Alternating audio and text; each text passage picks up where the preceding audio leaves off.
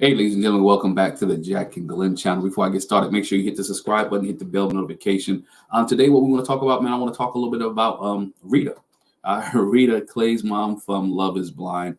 I did a video yesterday. You can watch that, check that out, where I broke down the relationship between Clay and his father. And I told you guys that I'm going to do a video about Miss Rita and showing some of her strengths and show how she was able to maintain her composure even while in the midst of being hurt, right? While she still felt some type of way and how she still had her feeling, but she was cared. She worried about her son. She cared about her son. She cared about him.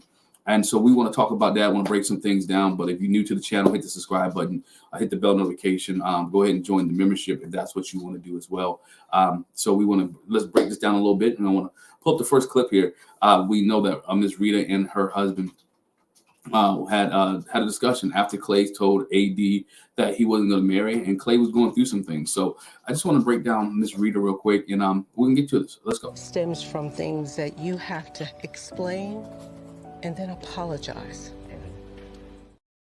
You know, here you go. That's what she told the husband, right? She told the husband, there's some things that you're gonna have to explain and apologize to Clay for. There's some things that when that you're gonna have to apologize, and she was stern with this, right? She looked him in the eye. She didn't deviate. She didn't turn her head. She showed the strength that she needed to have, and she looked at him and she was pointing the fan to him, like, look, there's some things that you're gonna have to explain and apologize to him, and to get your son healed. Why did he go through this situation? Why did you bring him along? In other words, this is kind of your fault, right? You're the reason that Clay doubts he could be a good husband. You're the reason that Clay doubts that he could be that he doesn't look at marriage as being a sacred thing, right? You're the reason due to his childhood experiences. You are the reason. So guess what? She's putting the accountability on him. And like I said, she didn't deviate. She didn't raise her voice. She wasn't nasty, but she was direct and straightforward. And she was letting him know, look, you're the problem. And I think that's where her strength came in at, because she tells she's been healed and that she's not scared of her husband, and she's not how he feels and his emotions, but she's worried about her son, right? A good mother will always look out for her children and will take care of her children, even if it meant putting herself in harm's way of danger. And what Miss Rita did was she's like, look, I need you as the husband, right? I need you not as my husband, not even as my ex-husband. I need you as the father of our child to understand that the reason that our child did what he did, or the reason that our child went the way that he went, the reason that our child made the decision he made, is because you wasn't a good example. He didn't see a good example. He didn't see none of the things that he was supposed to see when he was growing up. And it's something that you created, right? And it's because of you that he doubts that he could be a good husband. And he kind of broke this girl's heart because of you. Right. And that's one thing that I took from her, like her strength that was there is something that needed to be done. She had to let him understand, like, hey, it is not, yes, it's on Clay because Clay made a decision, but let's understand Clay got this because he didn't see you do what you were supposed to do. And I'm holding you accountable now. Be accountable now as a man to understand that this is on Clay, yes, but it's also on you. So I need you to step up and step your game up as a husband, as a father, to do what you need to do to make this thing right. So, you know, she gave him the business, and that was something that was strong there. I explain and apologize. Now, whether he does explain and apologize to Clay, I would like to know. We'd love to see. But she said, look, let's here. I want you to explain and apologize here. But then we go on to, you know, after she gives that and tell, look, I need you to explain and apologize. Dad comes back with some excuses, and she doesn't allow the excuse to linger, right? She doesn't allow the excuse to go on. And check this out. I didn't necessarily have the best role models in my life. I know. You know, I can't ever remember my father ever being. He goes on to make excuses, right? It's not about the excuse at this moment, right? It's like, yeah, I get it. I understand. She started, I get it. I understand. But again, it's not about the excuse. It's not about what you saw. It's not about what you heard. It's not what you felt. Right now, it's about you doing the right thing by your son. It's about you doing the thing and about telling him correct things. Tell him that you're sorry, that you apologize. It really is not about you. He tried to make it about him. You can't make it about you in this situation, right? It's not about you. It's about your son. I understand your past hurt. I understand your past pain. I think she even said it. She's like, we come from broken families, right? We come from broken homes. We come from our brokenness can't be our child's brokenness, right? Doesn't mean that we have to pass. That's what she says. She says, although we came from broken families, that doesn't mean that we have to pass on that brokenness to our kids. Like, we come from broken families. I get it. I understand that you came from a broken family. Right now, I need you to go heal with your son, or your son need to go heal. I don't need to. We understand the brokenness. I understand the issue. I understand the condition. I understand where he's at. I understand what you've been through. I got that. So what are we going to do to heal from this process, right? And we done passed some things on. And she's like, look, she didn't. In other words, she didn't take his excuse. Didn't take the excuse at all. And that's one thing. Sometimes we as people, we see it. You come from a family where you see sometimes the woman is taking the excuse of the man. Well, you made me do, or I did this. You're your own person, right? And you accept the excuse that they give you. You accept the excuse that is presented to you, and the justification, right? Sometimes in relationships, you don't need a justification. You just need a behavior to change, all right? The justification doesn't mean anything, all right? It doesn't make it better because you try to justify what was done, all right? You can't justify the behavior. The act needs to change, or the cycle needs to be broken. And I think here is not about the justification. It's about what can we do here different, right? She said, look, she says to Clay, she says this, says that Clay past is part of his DNA, but Clay signing up for love is blind proves he wants to break the cycle, right? It's proven that he signed up for this means that Clay wants to break the cycle, right? Clay wants to do something different, and she's trying to get to her dad, like get to the husband, like, look, I need you to. She's employing him or telling him, even in the midst of her finding out some things that she wasn't supposed to find out, right? Even in the midst of her finding some things out, some new revelations, some new insights, some new things that came along the way, that she was going. She was like, hey, I need you. I get it. I understand it. Let's move on, right? Her strength, and she's looking at him too. This is where she's right. Move on. I didn't necessarily have. I've always told you I forgave her. But there are things that had came out in the end that I did not know about until this experience. I was hurt. Look what she did there, right? Dad had his moment. He had his moment, and his moment was legit, right? It was a legit moment he had. A moment that he felt like, at that time when she explained to him, we came from broken families, we messed up. And then he's having a moment to himself, right? Again, I'm not saying kind of made it about himself. He's feeling sad on the inside of himself for what he has done and what has transpired. Hurt, a little empathetic what's going on. But what she did was key there was she moved her positioning, moved from where she was at and went and grabbed his hand.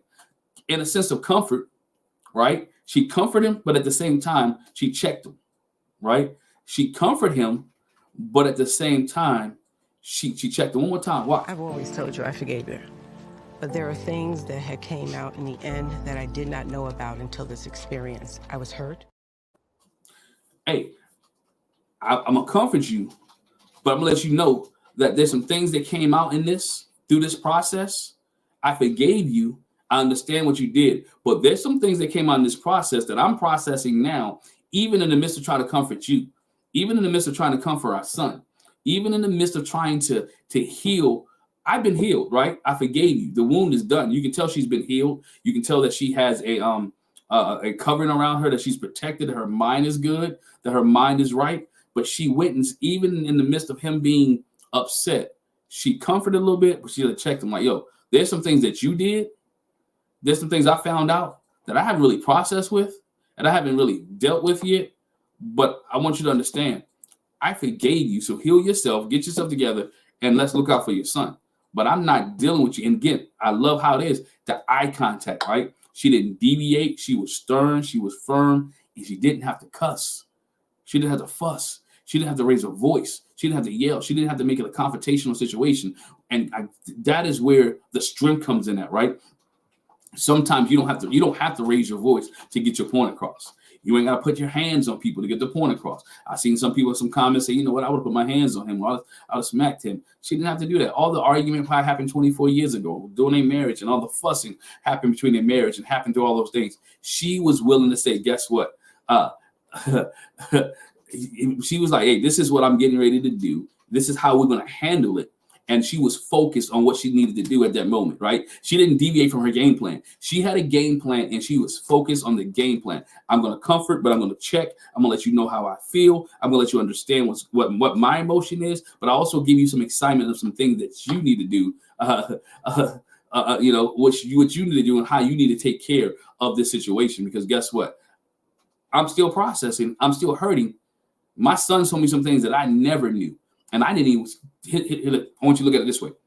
A mother finds out that her son was involved, not necessarily directly, but he was experiencing how to cheat.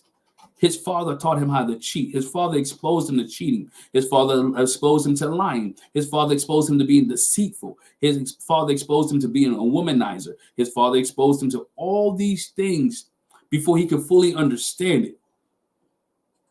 And now mom didn't even know none of this, right? Mom could have nipped this. She's thinking in her head, and I'm assuming that he lived with mom, right? Let's assume that Clay lived with his mom after he was exposed to all this.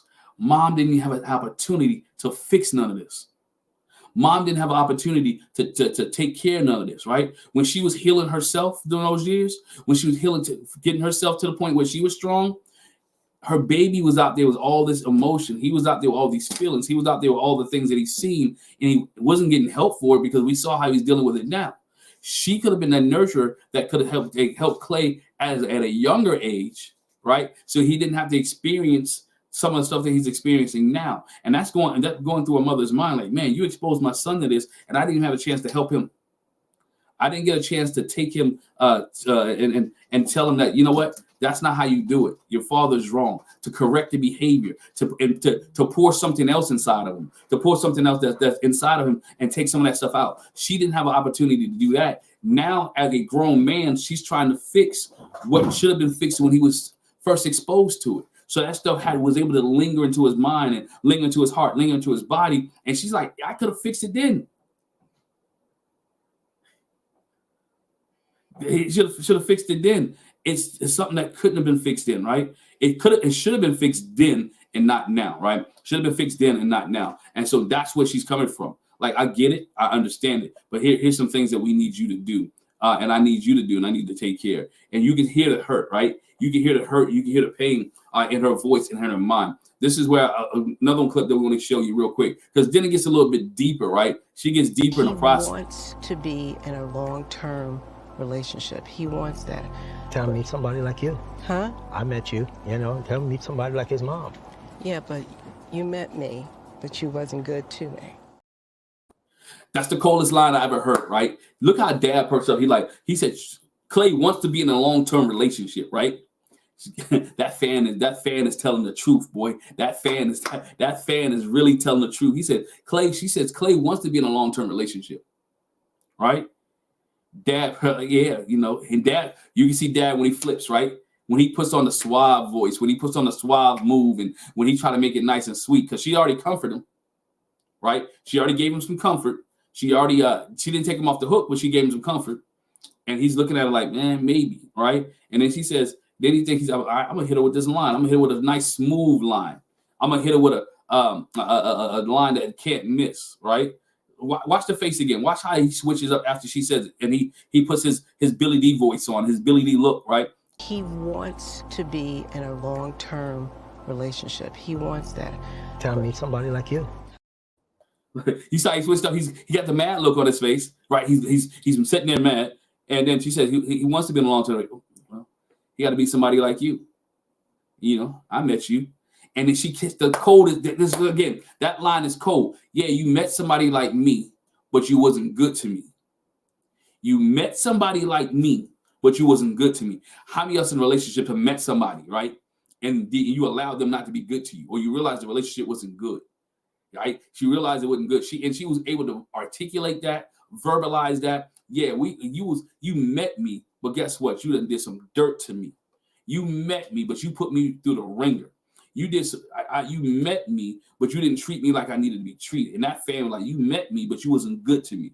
You met me, but you didn't take care of me. You met me and you cheated on me. You met me, and you could just hear all the words in there. And she just as posed and as straight as a lady could be. Hey, you met me, but you wasn't good to me. meaning you didn't do what a man was supposed to do, right? And I'm just talking from the female, from the men. You didn't do what you were supposed to do. And guess what? Taking care of a woman is not just buying her things. It's just not the house. That's part of it.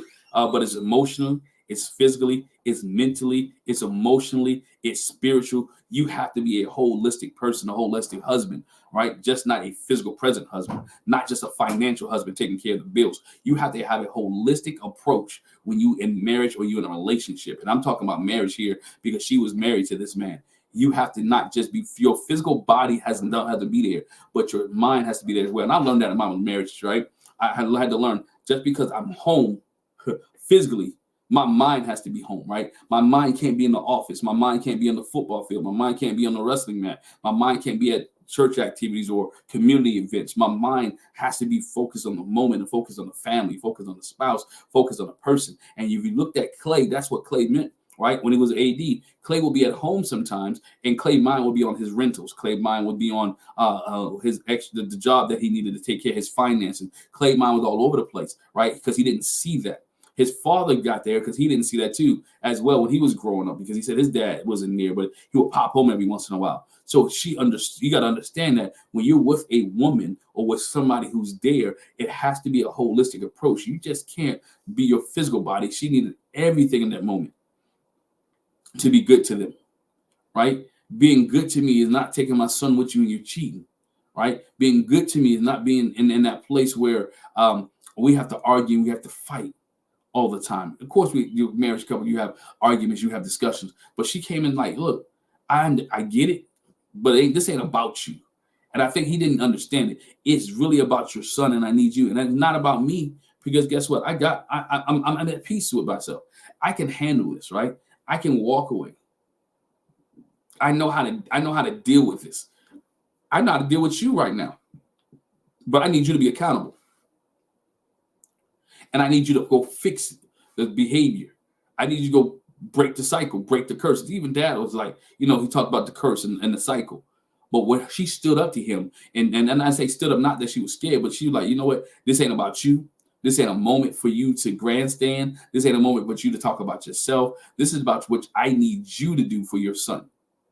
What I need you to do so the family name or the name of the lineage doesn't keep going on, so that your son be able to have love, that your son be able to have marriage, that your son be able to be able to find somebody he loves and cares, and not repeat the cycle. And when she did that, y'all was like, you know what? Much power to you. She was speaking for, think about it. I think why everybody likes this scene so much, because everybody can relate to somebody who didn't speak up. Everybody can relate to somebody that should have said this to the person that they was with, who should have spoke up, right, to that cheater or that abusive husband, or that person that did them wrong, right? That person who walked out on, that person who's taking care of 2 or 3 families, that she had the strength to do that, what so many other women, the aunts and the grandmothers, the sisters and the cousins did not able to do. And I thought this was great, because you know what? This is, I got 2 daughters, 2 girls, right? I have 2 girls. I need you to, when you see the red flags, like, not marry that, right? When you see the red flags, don't entertain that. When someone do you wrong, don't deal with that, right? This is how you handle. You ain't got to fuss. You ain't got to complain. You ain't got to cry. You ain't got to yell. You ain't got to put hands on nobody. You stand 10 toes down, say your piece with dignity and class, and keep it moving. And that's what she did. It was so dignified. It was understandably so, and people understood it.